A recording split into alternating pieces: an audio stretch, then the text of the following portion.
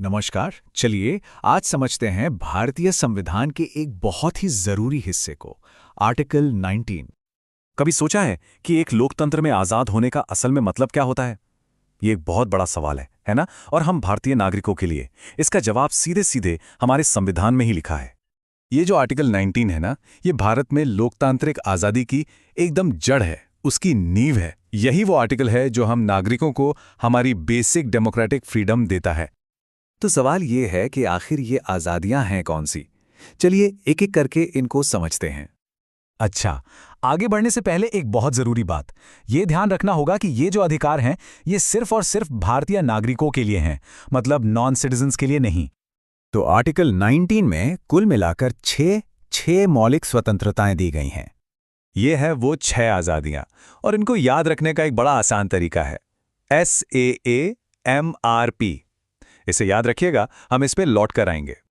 तो चलिए शुरू करते हैं पहली और शायद सबसे ज्यादा चर्चित आजादी के साथ। इसका मतलब है कि हमें अपने विचार, अपने ओपिनियन किसी भी तरह से, किसी भी तरीके से एक्सप्रेस करने की पूरी आज़ादी है, चाहे बोलकर, लिखकर या फिर आज के ज़माने में सोशल मीडिया, आर्ट, फिल्मों के जरिए। लेकिन यहाँ एक पेंच है, ये आज़ादी अनलिमिटेड नहीं है। संविधान ने बड़ी समझदारी से व्यक्तिगत स्वतंत्रता और समाज की सुरक्षा के बीच एक बैलेंस बनाया है। चलिए अब आगे बढ़ते हैं और उन आज़ादियों को देखते हैं जो हमें एक साथ इकट्ठा होने और देश में कहीं भी आने जाने का हक देती हैं। ये जो 2 आज़ादियां हैं, ये मूल रूप से एक साथ आने के अधिकार के बारे में है।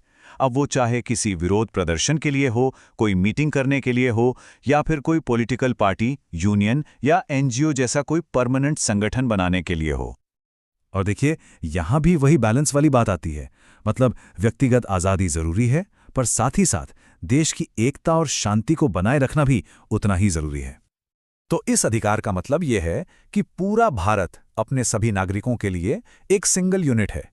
कोई भी कहीं भी किसी भी राज्य में आजादी से आ जा सकता है। अच्छा, जब घूमने की आजादी है तो लॉजिकल अगला कदम क्या है? कहीं भी बसने और अपनी रोजी रोटी कमाने की आजादी। चलिए इसे देखते हैं। मतलब देश के किसी भी कोने में घर बसाया जा सकता है और कोई भी काम किया जा सकता है। हाँ, एक शर्त है कि उसके लिए जो जरूरी क्वालिफिकेशन है वो होनी चाहिए, जैसे डॉक्टर बनने के लिए मेडिकल डिग्री या वकील बनने के लिए कानून की डिग्री। अब यहाँ एक इंटरेस्टिंग बात है। कुछ लोगों को शायद याद हो कि पहले ये 6 नहीं बल्कि 7 आज़ादियां थीं। तो सवाल ये है कि वो 7वीं आज़ादी गई कहाँ? देखिए, पहले संपत्ति का अधिकार भी एक मौलिक स्वतंत्रता हुआ करती थी, लेकिन फिर 1978 में 44वें संविधान संशोधन के जरिए इसे इस लिस्ट से हटा दिया गया। ऐसा इसलिए किया गया ताकि सरकार के लिए जमींदारी सुधार और सामाजिक न्याय से जुड़े कानून बनाना आसान हो जाए। तो चलिए फटाफट से रीकैप करते हैं कि अब तक हमने क्या क्या समझा। वो निमोनिक याद है? SAAMRP, यानी speech, assembly, association, movement, residence और प्रोफेशन। इन 6 आज़ादियों को याद रखने का ये एक बहुत बढ़िया तरीका है। तो कुल मिला के बात क्या है? बात यह है कि आर्टिकल 19 हमें जबरदस्त आज़ादी देता है, लेकिन यह भी पक्का करता है कि हमारी आज़ादी से समाज या देश को कोई नुकसान ना पहुंचे। ये व्यक्तिगत स्वतंत्रता और सामाजिक जिम्मेदारी के बीच का एक बहुत ही खूबसूरत बैलेंस है। और ये हमें किसी भी लोकतंत्र के सबसे बड़े और हमेशा चलने वाले सवाल पे लाके छोड़ देता है। वो सवाल ये है कि व्यक्तिगत आज़ादी और सामाजिक व्यवस्था के बीच की रेखा आखिर कहाँ खींची जानी चाहिए। ये एक ऐसा सवाल है जिसके लिए संविधान एक फ्रेमवर्क तो देता है, पर इसका जवाब हर पीढ़ी को खुद ढूंढना पड़ता है।